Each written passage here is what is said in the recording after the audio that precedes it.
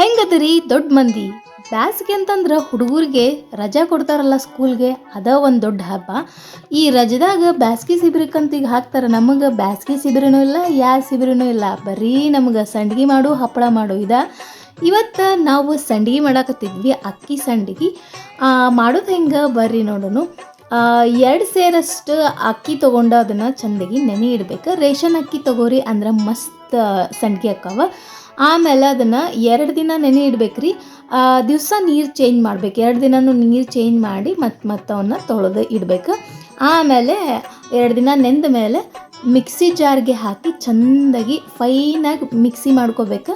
Mixie ಮಾಡಿ ಎಲ್ಲನೂ ಇದೇ ಥರ ಪೇಸ್ಟ್ ಮಾಡ್ಕೋಬೇಕು. ಅದಕ್ಕೆ ಆಮೇಲೆ ಇದನ್ನು ಕುದಿಸ್ಬೇಕ್ರಿ, ಚೆಂದಾಗಿ ಕುದಿಸ್ಬೇಕು.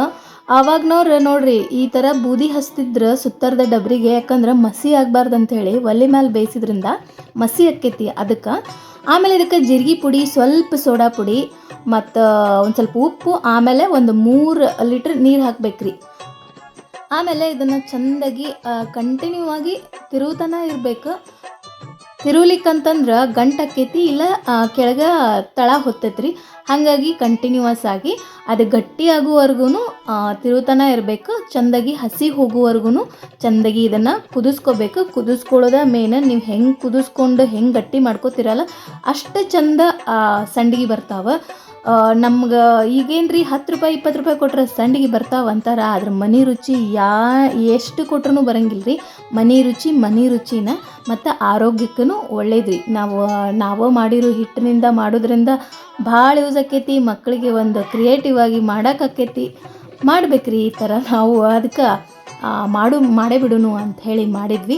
ಇದನ್ನು ಚೆಂದಾಗಿ ಮ್ಯಾಳ್ಗಿ ಮೇಲೆ ತೊಗೊಂಡು ಹೋಗಿ ಚೆಂದಾಗಿ ಸೂರ್ಯ ಬಂದನ್ರಿ. ಸೂರ್ಯ ಚೆಂದಾಗಿ ಅವನ್ನ ಕಾಯಿಸ್ತಾನೆ. ಆಮೇಲೆ ಇದಕ್ಕೆ ಒತ್ತಳಕ್ಕೆ ಹಾಕಿ, ಸಂಡ್ಗಿ ಒತ್ತಳಕ್ಕೆ ಹಾಕಿ ಚೆಂದಾಗಿ ಸಂಡ್ಗಿ ಇಡಬೇಕ್ರಿ. ನಿಮ್ಗೆ ಯಾವ ಶೇಪ್ ಬೇಕಲ್ಲ ಆ ಶೇಪೆಲ್ಲ ಇಟ್ಕೋಬೋದು. ಭಾಳ ಚಲೋ ಇರ್ತಾವೆ. ನಾನು ಈಗ ನೆಕ್ಸ್ಟ್ ಹಪ್ಪಳನೂ ಮಾಡಬೇಕು ಅಂಥೇಳಿ ಹಪ್ಪಳನೂ ಮಾಡೀನಿ ರೀ. ನೆಕ್ಸ್ಟ್ ವಿಡಿಯೋದಾಗ ಹಪ್ಪಳನೂ ತೋರಿಸ್ತೀನಿ.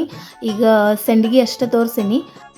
ಈ ರೀತಿಯಾಗಿ ಮಾಡಿಕೊಂಡು ಚೆಂದಾಗಿ ಅದು ಒಣಗಿದ ಮೇಲೆ 2 ದಿನ ಒಣಗಿಸ್ರಿ. ಒಂದಿನ ನೆಳ್ಳಾಗ, ಒಂದಿನ ಬಿಸಿಲಾಗ, ಆಮೇಲೆ ಕರೆದು ತಿನ್ನಿರಿ.